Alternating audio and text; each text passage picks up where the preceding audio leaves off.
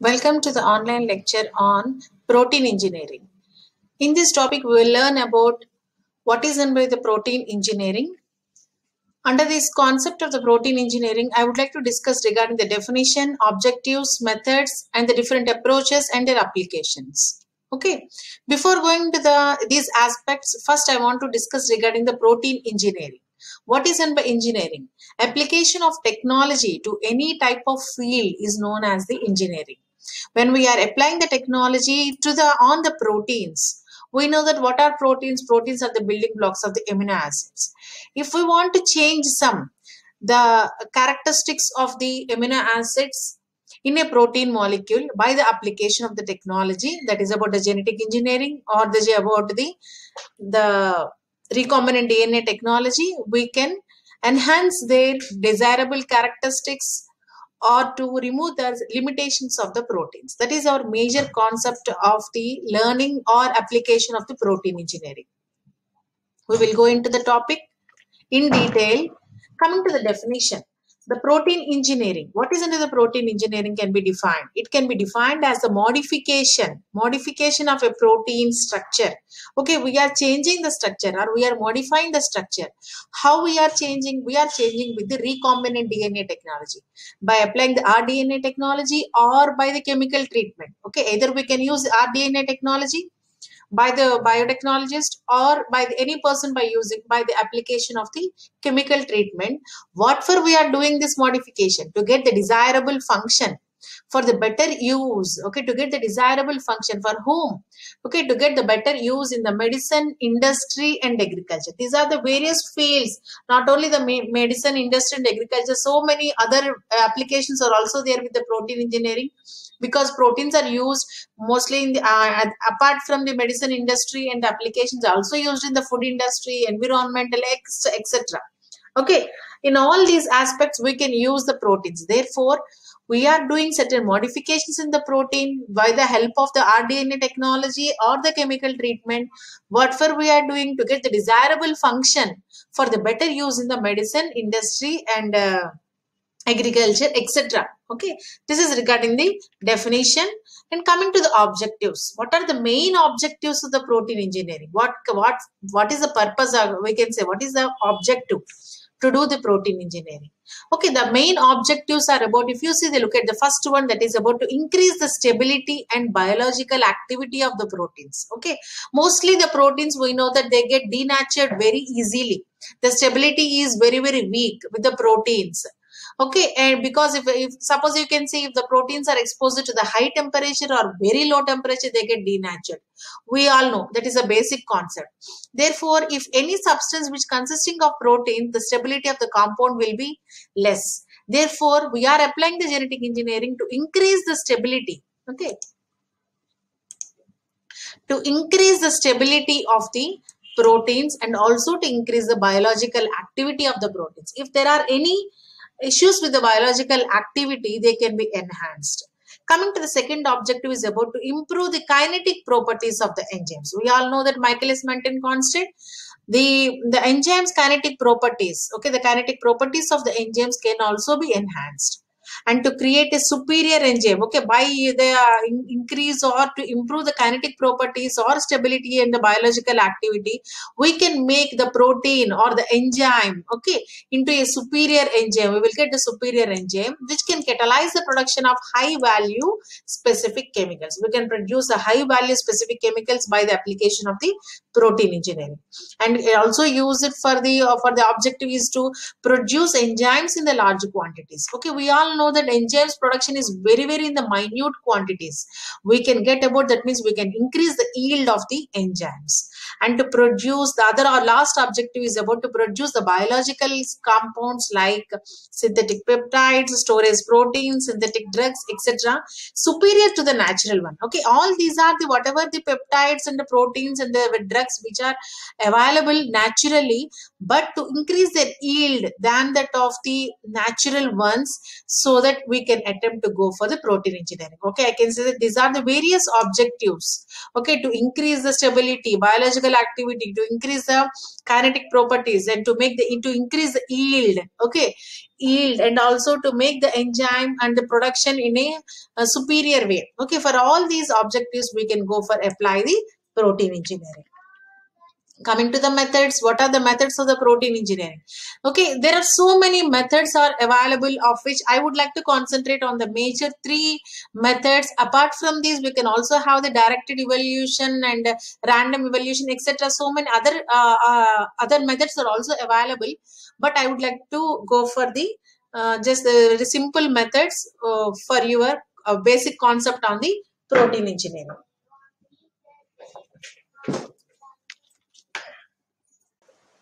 And the methods of protein engineering.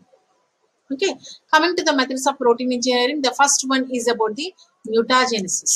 Okay, under the mutagenesis, the method we are going about the site-directed mutagenesis. Okay, the second one is about the protein engineering by the use of gene families and also by the chemical modification. Okay, of which out of these three methods, first we will go with the mutagenesis. Mutagenesis which can be carried out by the site-directed mutagenesis. Site-directed mutagenesis is also known as the site-directed mutagenesis is also known as the specific, okay, specific directed mutagenesis, or we can say that the specific mutagenesis. Okay, what is meant by mutagenesis? If there is change in the genetical level, okay, sudden genetical changes if taking place, that is known as the mutation, and the process is known as the mutagenesis. Okay, if mutation or the mutagenesis is taking place at a particular site, okay, hence it is known as the site-directed mutagenesis. As the mutagenesis is specific, okay, if it is taking place at a specific sequence, then hence we are saying it as the specific directed mutagenesis. And the second method is known as the protein engineering by the use of the gene families and also by the chemical modifications. First, we will go into the mutagenesis, that is about the site-directed mutagenesis. Okay, under the site-directed mutagenesis, the specific concept, okay, it can be carried out by the oligonucleotide directed mutagenesis. Okay, here the primer is a chemically synthesized. In the oligonucleotide directed mutagenesis, it is a chemically synthesized oligonucleotide. Here we are using a primer. Okay, what is the primer here? The primer, whatever we are using under the oligonucleotide directed mutagenesis, the primer, it is a chemically synthesized oligonucleotide which consisting of 7 to 20 nucleotides long. Okay, the primer is just 7 to 20 nucleotides long, and it is a chemically synthesized oligonucleotide. And it is complementary to a position of a gene around the site to be mutated. Okay, just look at the concept of the oligonucleotide directed mutagenesis. Here we are saying, taking about this is regarding the single stranded DNA molecule. Okay, normally the DNA is about the double stranded. Here we are taking about the single stranded DNA molecule. Single stranded DNA molecule. Okay, this is regarding the single stranded DNA molecule, and this is which was inserted into the vector. Okay, here the vector we are taking about the M13. Okay, M13 DNA, that is about the phase vector. Okay, into this phase vector, okay, we are going for which is about the rDNA having the target DNA.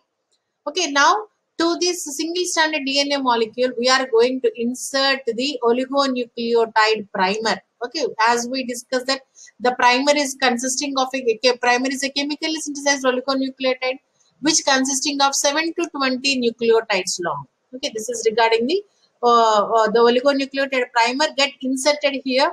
We can see.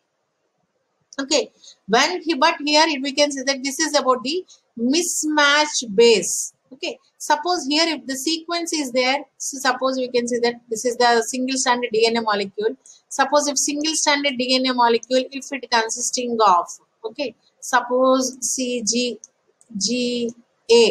is there on the one strand. Suppose this is the one strand. If it consisting of this sequence, then definitely the complementary strand it consisting of what it consisting of? It consisting of G, and C means here C, and here again G means C, and A means T, like that. The complementary strand will attach like this. That means the complementary strand which consisting of G, C, C, T will come and it will complementary, having it attaches to the or forms the complementary strand to the first single strand of the DNA molecule. Okay, but during the some mutagenesis, suppose if this nitrogen base, that is about the cysteine, if it was replaced, okay, with instead of C, if A gets added, then we can see that is known as the mismatch base. If you remember the point mutation, okay, what is known by the point mutation? If mutation takes place at a single point, if one of the amino acid was replaced, or if at the one nitrogen base was replaced, then we can say it is about the point mutation. Here also the same concept, that a point mutation is taking place. That means only if one nitrogen base was replaced with some other nitrogen base, then we can say it is as the mismatch base. Okay, so see, the complementary strand is formed with the mismatch base is formed. Now to this, if DNA polymerase and 4 DNTPs and the DNA ligase for the joining takes place. Like that, see that joining was taking place, the complete joining, and newly synthesized. That like that, the newly synthesized DNA strand was synthesized and it is transformed into. Okay, that means we are introduced into the E. coli. This is about the host. To the host, we are introducing into this newly synthesized DNA molecule. Okay, when we are transformed into the E. coli, and suppose, okay, if it the DNA molecule when we are inserting is successful, then the E. coli will have the mutant type of the DNA molecule. Okay, suppose if it is not inserted properly, okay, then we are getting about the wild type of DNA. Okay, this is regarding the oligonucleotide directed mutagenesis. As we are inserting the primer, that is which is a oligonucleotide. Okay, hence it is known as the oligonucleotide. As we are directing the mutagenesis, hence it is known as the directed mutagenesis. Okay, this is one of the method. Coming to the second, okay, this is regarding the site-directed mutagenesis. The explanation I am going. The site-directed mutagenesis is the technique for generating amino acid change in the DNA molecule. And by this approach, as I told, specifically if it is taking place, if specific sequence is changing, hence it is known as the specific directed mutagenesis or site-directed mutagenesis, can be made in the base of the gene to produce desired enzyme that are more efficient and suitable than the naturally occurring counterparts, and can be created for industrial application. What for we are doing? Okay, we are doing for the industrial applications. Okay, coming to the methods, under the methods we are having about, as I discussed, regarding the oligonucleotide directed mutagenesis, and the other methods included are about the cassette mutagenesis, and also the third one is about the PCR amplified oligonucleotide directed mutagenesis. Out of these three methods, I have explained the first method, that is regarding the oligonucleotide directed mutagenesis, during which the oligonucleotide get inserted, but it is during their insertion it is taking place regarding the mismatching. Okay, it is forming the see it is not directly having like this. Okay, it is forming a mismatching is taking place. How mismatching is taking place? Instead of one nitrogen base, if another nitrogen base gets added to the complementary strand, that is regarding the mismatched base. And because of the DNA polymerase and 4 DNTPs, and the remaining strand was synthesized. Okay, the complementary strand. See, like that, newly synthesized strand was taking place. Okay, when this mutant DNA was inserted into the E. coli, if it is successful, then the mutant type of DNA was present in the E. coli. If not, wild type of DNA. That means if mutation was not taking place, okay, or if mismatched base was not happened, then we can say it is about the wild type of DNA that gets inserted. Okay, this completed regarding the under the methods we have seen the mutagenesis. That is about the mutagenesis we have completed under the site-directed mutagenesis. Okay, we will move to the second method, that is about the protein engineering, which can be take place by the use of these gene families. Okay, under the gene families, this is a recent development in protein engineering. This is also known as the DNA shuffling, or also known as molecular breeding. It is also known as. Okay, what it involves? It involves the isolation of genes from each species and then creation of hybrids in different combinations. Okay, just we are isolating the different genes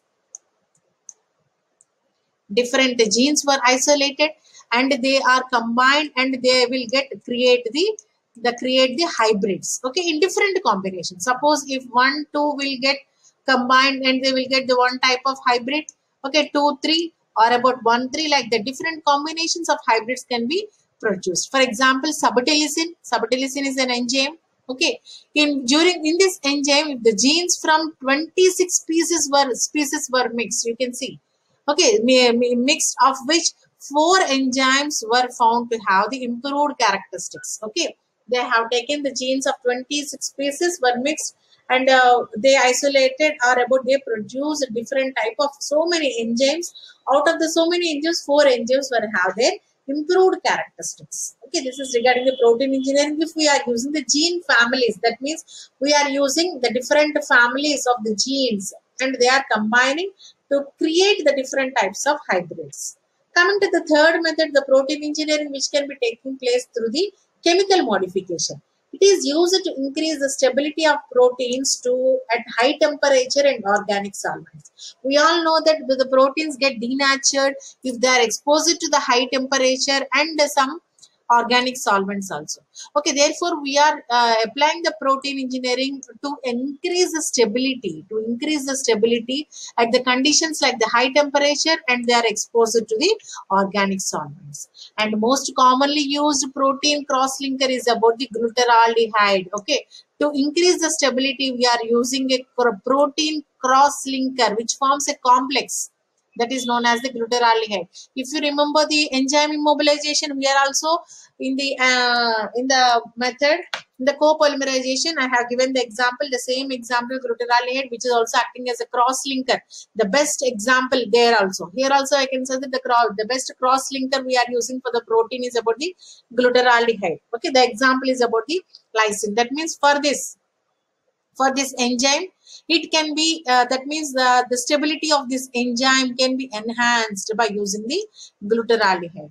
What are the function the glutaraldehyde is taking place? The glutaraldehyde stabilizes the proteins like not only the lysine, it can stabilizes the proteins like the hemoglobin, insulin, phosphofructokinase, and lactate dehydrogenase. Okay, this is regarding the protein engineering through the chemical modifications. Okay, these are the 3 methods by which we can apply the protein engineering, either through the mutagenesis or by the gene families or by the chemical modifications. Okay, next we will move to the approaches. Okay, what are the different approaches?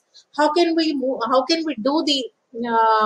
the protein modifications? We have learned the methods, and now if we are moving to the approaches, of which our main, if you remember the objectives, our main aim is to increase the stability in the biological activity and to increase the kinetic properties. Therefore, we are more focusing on these 2 areas to get the approaches.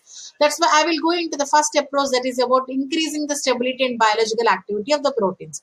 How can we increase the stability? Are there any examples? Are there any successful stories are there with increasing the stability of the biological activity? Let's have a look on this.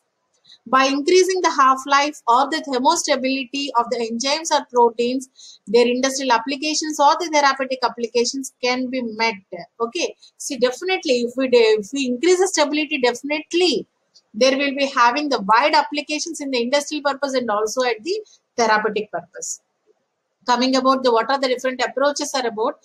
First one, we are going about the addition of disulfide bonds. Okay, the addition of disulfide bonds and also the changing of asparagine to other amino acids, reducing the free sulfhydryl groups and the single amino acid change. Okay, we will have a look on the, out of these 4, I would like to explain the first 2, the approaches, that is about the addition of the disulfide bonds and changing the asparagine to other amino acids. Okay. Okay, what happens if we go for add the disulfide bonds, and how the addition of the disulfide bonds enhances the stability, and when we are changing the asparagine to some other amino acids, okay, how it can increases the biological activity or stability. Let's have a look on this. First, we will move into the first one, that is about the addition of the disulfide bonds. Okay.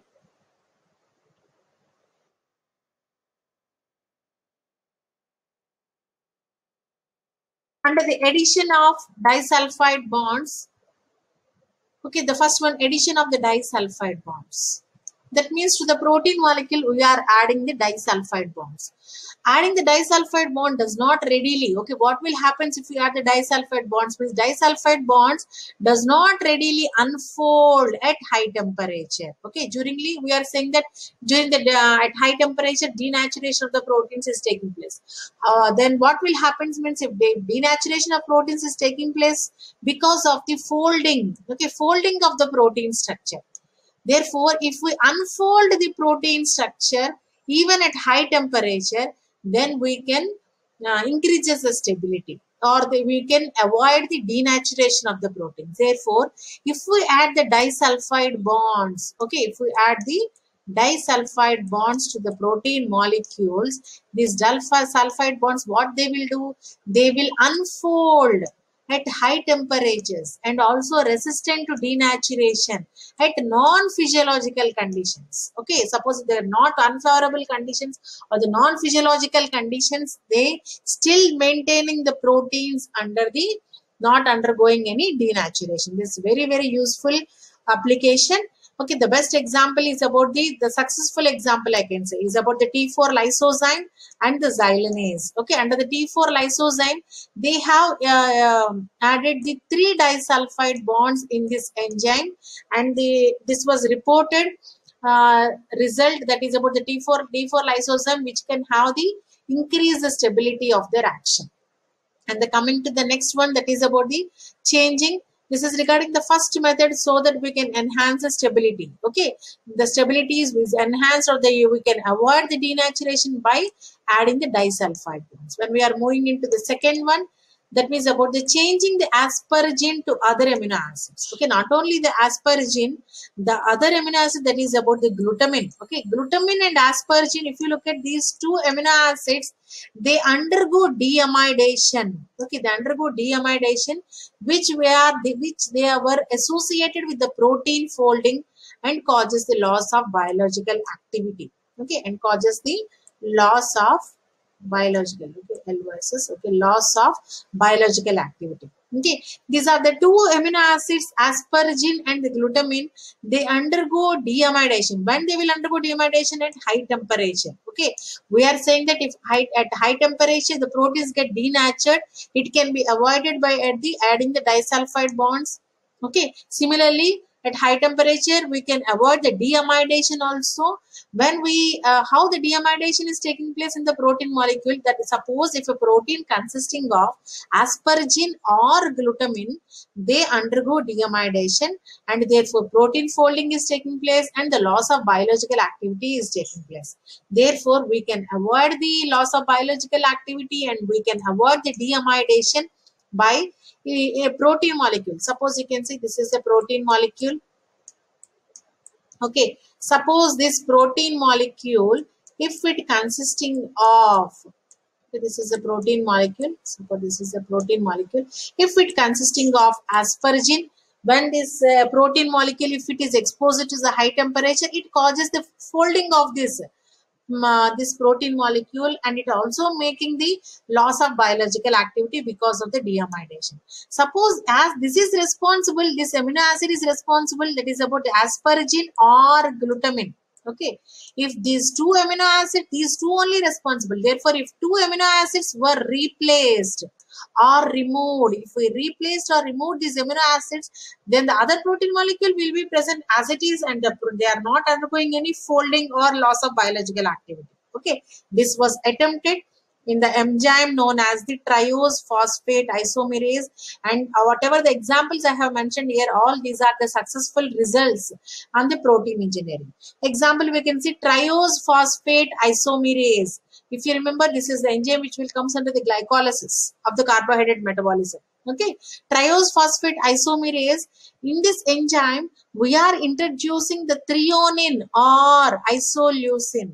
Okay, we are introducing threonine or isoleucine instead of asparagine at the positions of 14 and 78. That means in this enzyme, in this triose phosphate isomerase, at the position of 14 there is an asparagine, and at the position of the 18th amino acid there is an asparagine. If these two places where asparagine consisting of, if this asparagine was replaced with the threonine, okay, then the enzyme will found to be thermostable. You can see.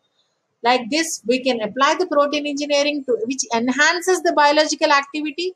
Which enhances the increase the stability. I have given example by the addition of disulfide bonds, and which can avoid the loss of biological activity by changing the asparagine or glutamine by the some other amino acid. Coming about the second approach, that is known as the second approach, that is about improving kinetic properties of the enzymes.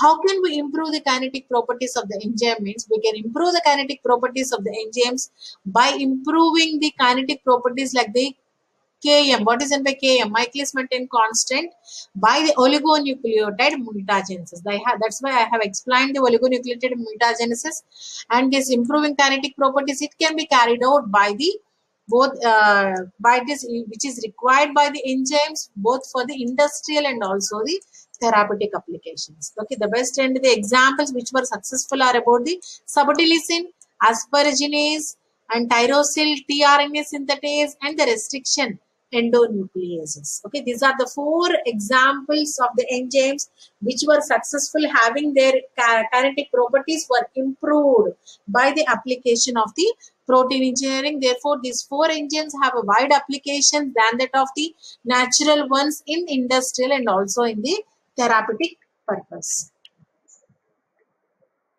Okay, coming to the applications are about the whatever the protein engineering we are having, the protein engineering having the novel properties and their function. Because of the application of the protein engineering, they gained the novel properties, and therefore they are having the wide applications in the health, research, industry, and the biotechnology. In the health, they are using for the increasing the stability and the biological activity of the drugs and also the vaccines.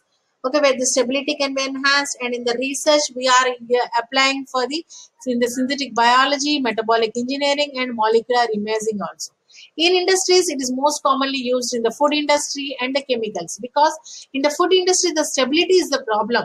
Okay, therefore in the food industry and the chemical industry they are commonly used or the widely used, and in the biotechnology also they are exploited in the preparations of the immobilized proteins and also in the metalloproteins. Okay, these are the various applications of the protein engineering which can be applied onto the proteins, not only to the proteins, applied onto the proteins, peptides, enzymes, antibodies, growth factors, interferons, transcript factors also. These are the various sources where we can apply the protein engineering, and therefore by applying the protein engineering, then whatever these compounds, they will have their novel properties and also the functions. Okay, therefore they are having the wide applications in the various research areas and the industrial